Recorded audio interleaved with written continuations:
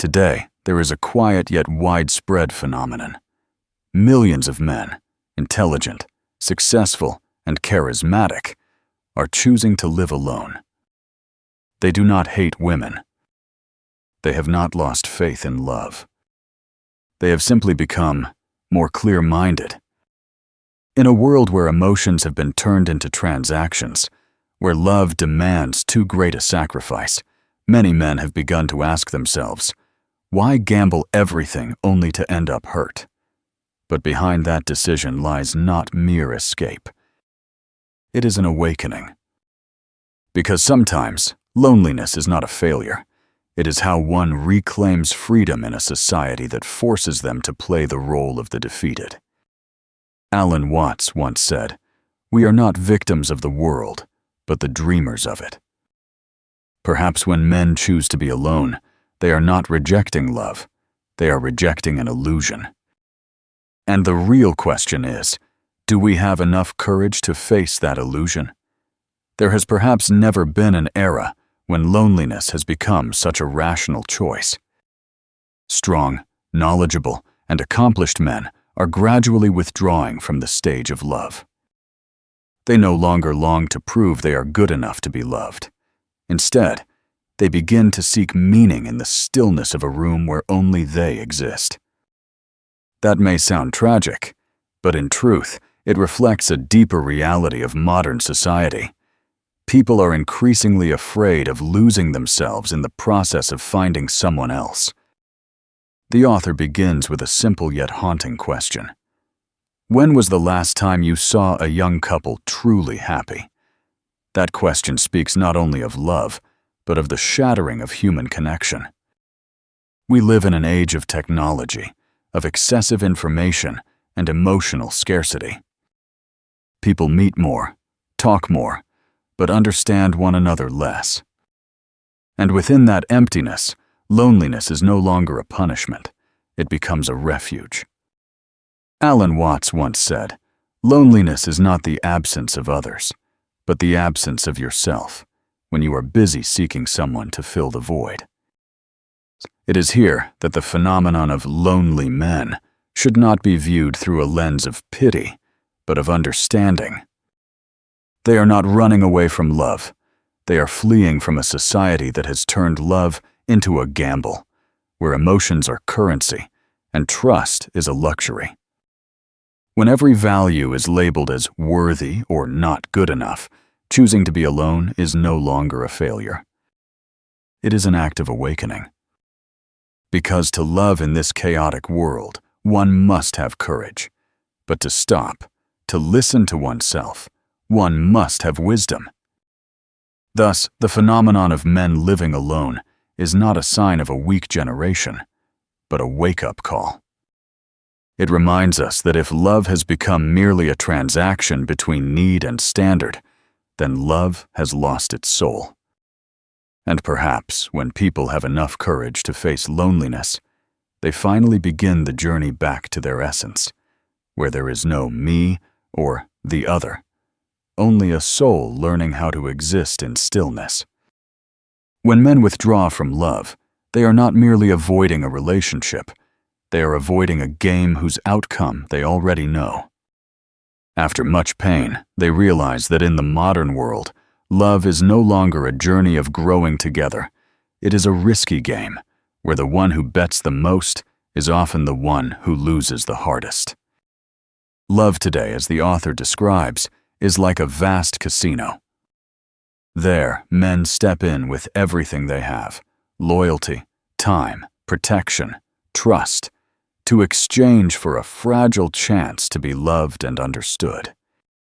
But the table is tilted, for the rules of the game never seem to be in their favor. People say, if you don't dare to love, you'll be lonely forever. And but few ever mention the other side of that saying. If you love wrongly, you'll lose yourself. And that is exactly why many men choose to stand aside. They are not afraid of love. They are afraid of paying the price for a game whose reward will never match the cost. Alan Watts once emphasized, "We suffer because we try to control what cannot be controlled." In love, people have tried to turn emotion, the freest and most natural thing, into a transaction measured by standards, appearances, and expectations. But when emotion becomes an investment, love is no longer an experience of the heart. It becomes a battlefield of egos. Modern men are beginning to recognize this paradox. They can do everything, strive, sacrifice, be patient, and still not win. Because in a society where trust has grown fragile, and understanding has been replaced by calculation, loving someone is no longer an act of the heart. It is a gamble with odds too low to be worth the risk. And then they leave, and then they leave. Not because they are weak, but because they are awake. They understand that sometimes the only way to preserve love is not to wager it in a game designed to make them lose. Perhaps, as Alan Watts once said, when we stop trying to grasp love, that is when love can truly reach us. Yet in a world where everything has been converted into value, the men who choose to let go are the ones slowly reclaiming freedom, the greatest freedom of all, the freedom from the fear of being hurt. After leaving the game of love, a man does not merely abandon a relationship. He leaves behind an entire system of expectations that has distorted the nature of emotion. Because if love is a gamble, then it is precisely the unreasonable standards of society, especially those imposed by modern women, that have turned this game into an unfair performance. And to understand why men withdraw, we must first understand what has caused women to forget themselves in their pursuit of the perfect man. Through a world where everything has a price, we are living in an era where everything can be priced, from a phone, a pair of shoes, to the value of a human being. And sadly, in the world of dating, that measurement has grown increasingly warped. Modern women are taught that they deserve the best, a message that sounds empowering but has slowly become a mirror reflecting illusion. They believe that deserving means having more than others. The author points out a paradox. A part-time girl may demand that her boyfriend own a mansion, a luxury car, and still have time to text her every night. But the problem does not lie in the desire. It lies in the lack of self-reflection. When people measure their worth through material standards, they unconsciously turn love into a marketplace and themselves into merchandise. Alan Watts once said, "You cannot truly love someone if you approach them as a conditional choice." And that is the root of modern collapse. Women today are not merely seeking love. They are hunting for the perfect version of an ideal man, a dream that society, social media, and consumer culture have skillfully planted into their subconscious. Losing the beauty of the simple. When a woman believes she deserves everything, she inadvertently loses the ability to appreciate the simple. A glance, attentive listening, an ordinary meal. Meanwhile, when a man feels that love has become an endless interview, he chooses silence. He chooses to leave. And so, the two halves of the world stare at each other through the fogged glass of expectation. Neither can see the other's true soul anymore. Perhaps, as Alan Watts once reminded, we do not find love because we are looking for it in the wrong place, in the image of an ideal, instead of in the essence of a person. And when women stop trying to become queens to be chosen, and men stop fearing judgment, perhaps they will meet again, not on the scale of value, but in the space where two souls are free to be themselves. The origin of the illusion. After discussing the unrealistic standards that women unconsciously set, we must look deeper into the root of that illusion. Because no one becomes demanding by nature, and no one loses empathy without cause. It is the result of a silent yet powerful force, social media. A place where people no longer see each other through eyes, but through screens. no longer sense worth through the heart, but through likes and matches made in seconds. We are living in an era where illusion is celebrated over reality. Social media, Tinder, and digital feminism culture have built a parallel world where everyone believes they are special, worthy of love, worthy of being chosen. Yet they forget that true love is not a beauty contest, nor a ranking of power. A single match with a man in the top 1% makes many women believe they belong in that same tier. But as Alan Watts once said, the ego is an illusion sustained by comparison. The more we compare, the further we drift from our essence. When women look at their perfect filtered image, they no longer know who they truly are. And when men appear only as avatars, they are no longer seen as souls, but as numbers in an endless game of selection. The illusion of empowerment, the "men are trash" culture, a slogan celebrated as a symbol of liberation, is, in truth, another form of bondage. Because when you must belittle others to feel stronger, you are proving that you are still wounded. Society has gradually normalized contempt for men, while any reaction against it is labeled toxic. And the result? A generation of women living in the illusion of power, and a generation of men learning to stay silent, withdraw, or walk away. Alan Watts once said, "When you try to control others, you lose control of yourself." And that is what is happening. Social media makes people believe they have the power to choose, to decide. But in truth, they are being led by algorithms, by the hunger for validation. In the world of shimmering images, in a world of dazzling photos and half-true, half-false stories, love has gradually become a game of egos, no longer a meeting of two souls. And in that very moment, people become lonelier than ever. Amid thousands of connections, they still cannot touch a real heart. Perhaps when we are brave enough to put down our phones, quiet enough to truly look into each other's eyes, we will realize love never disappeared. It was merely obscured by the artificial light of a screen. The imbalance of modern love, as social media inflates illusions of power and turns love into a contest of egos, the emotional balance begins to tilt. Women are encouraged to raise their standards, while men are told they must prove their worth. But when effort is dismissed and kindness mistaken for weakness, an inevitable thing happens. Men no longer want to play a game they know they will lose. And so they quietly withdraw. No drums, no fanfare. Just a silent revolution, unfolding in the minds of millions of men across the world. The silent revolution of men. Men have stopped arguing. They no longer wish to prove that they are worthy, nor seek validation in a romantic market that has lost its balance. Instead, they return to things that respond fairly: work, friends, sports, games, pets, places where their effort is proportional to the result. Alan Watts once said, "When you stop chasing what doesn't belong to you, you begin to find peace."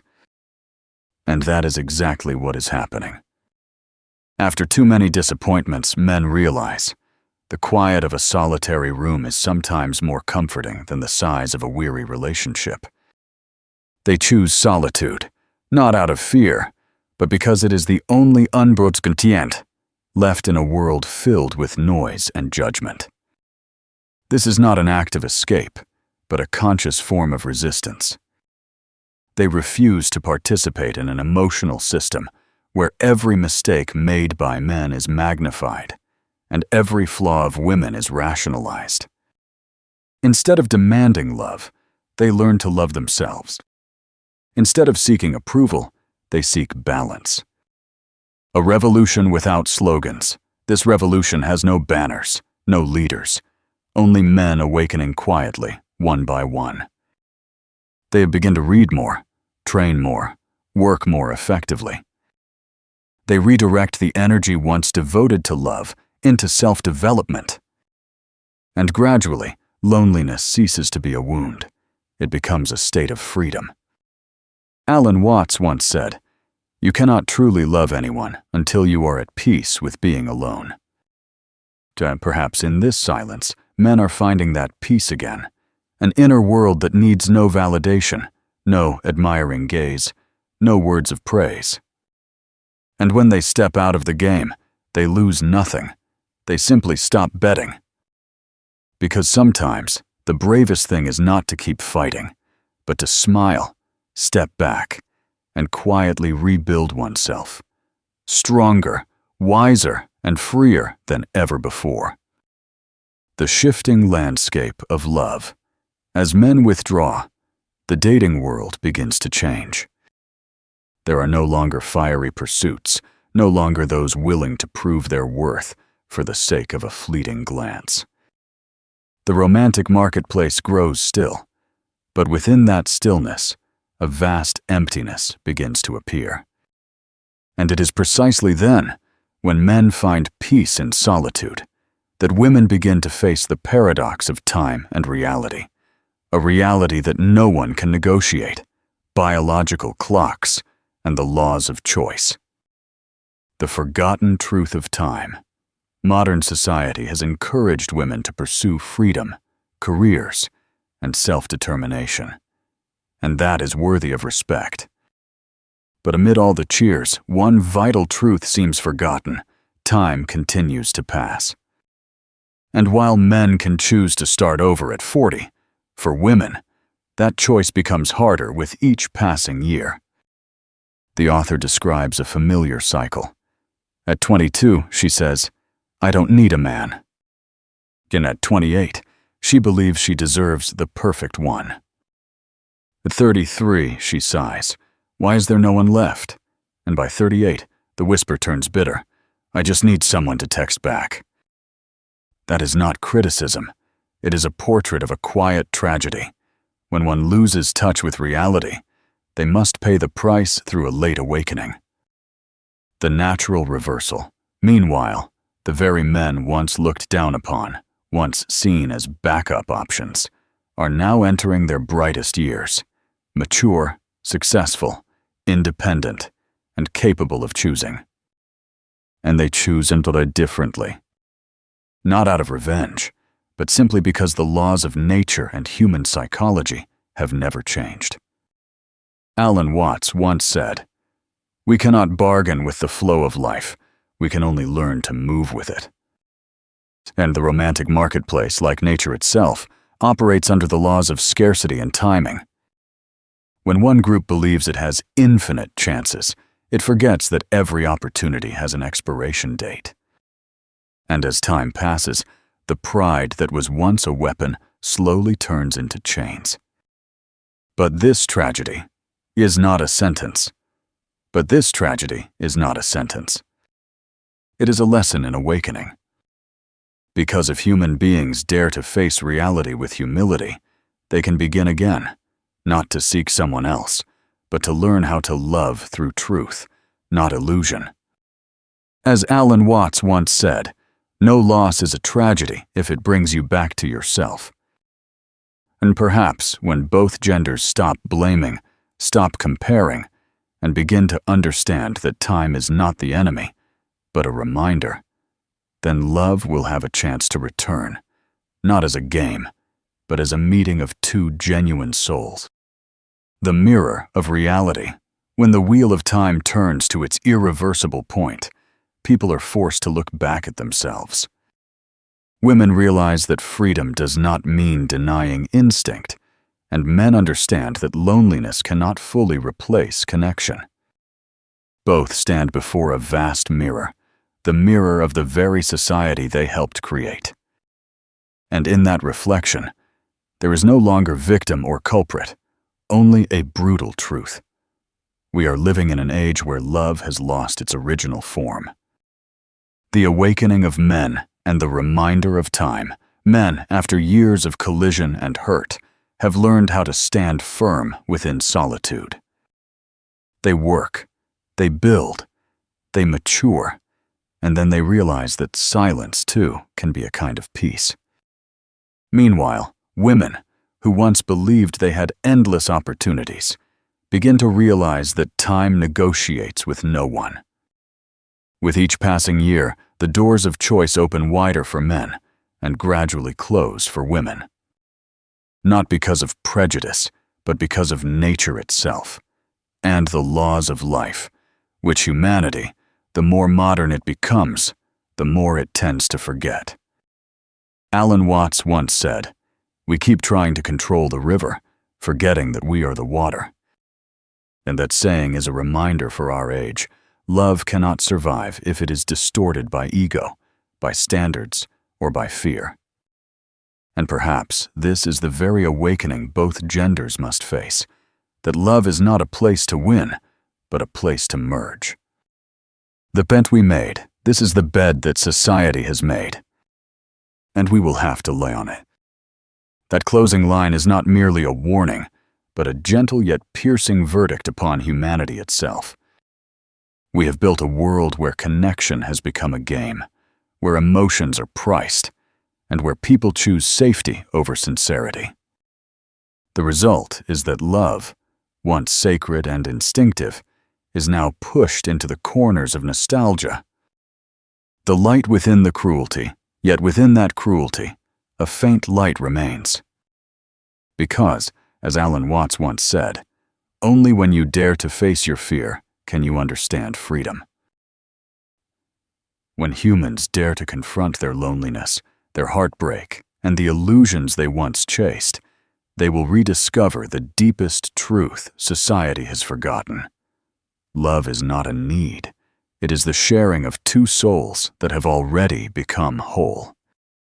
If we pause, listen, and begin to honor each other's true worth, not through prejudice, not through expectation, then perhaps love has not died. It is merely waiting for us to return.